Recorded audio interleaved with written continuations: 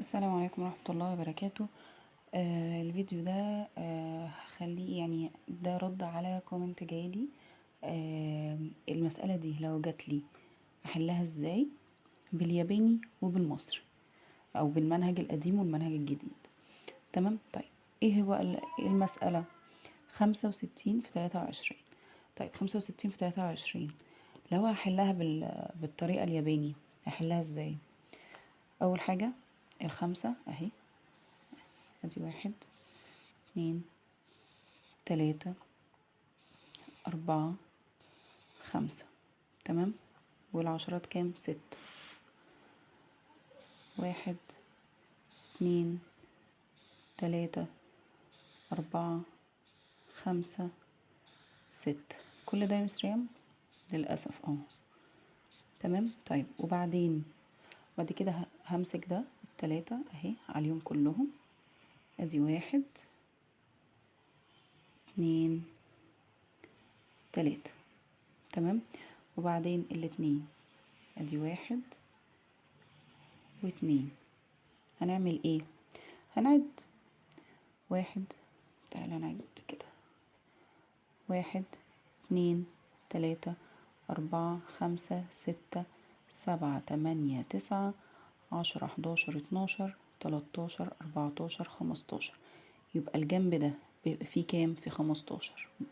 تمام. وهكتبها جنبه كده. طيب احنا قلنا بنعمل علامة على النقطتين اللي بيتقابلوا، النقطتين اللي بيكونوا شبه علامة الزائد كده. تمام. طيب ليه ما كملتيش يا مس ريهام؟ عشان دي حاجه، دي دول الخمسه اللي انا كتبتهم بتوع الاحاد، ودول السته بتوع العشرات. دول بيتحلوا لوحدهم ودول بيتحلوا لوحدهم. طيب وبعدين هنحل بقيه المساله. هنا 1 2 3 4 5 6 7 8 9 10 11 12 13 14 15 16 17 18. تمام. وهكتبها هنا 18. طيب وهنا 1 2 3 4 5 6 7 8 9 10.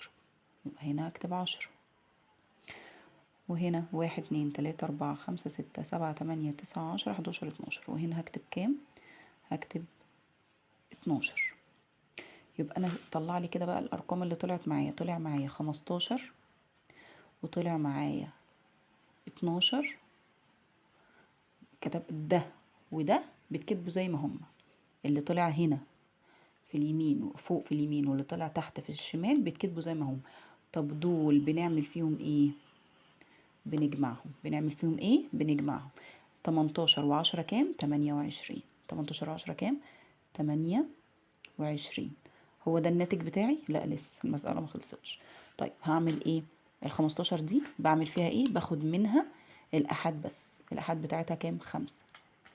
الأحاد بتاعتها 5. خلينا نكمل بالقلم ده. الأحاد بتاعتها 5. طب وده هيروح للرقم اللي بعده 28. اما ازود عليها 1 تبقى 29. 29.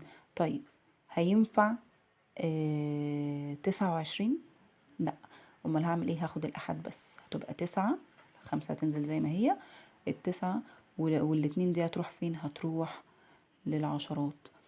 او هعدهم عليهم يعني. بعد ال 12 هتبقى 12 في دماغي و2 على ايدي. بعد ال 12 13 14 هتبقى 14.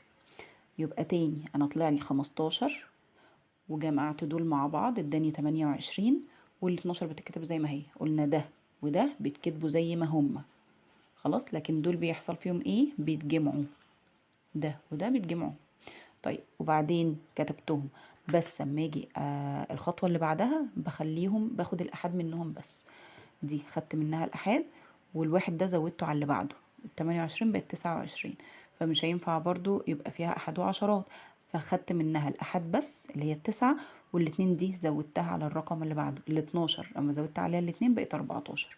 خلاص. طيب يبقى هو ده الناتج بتاعي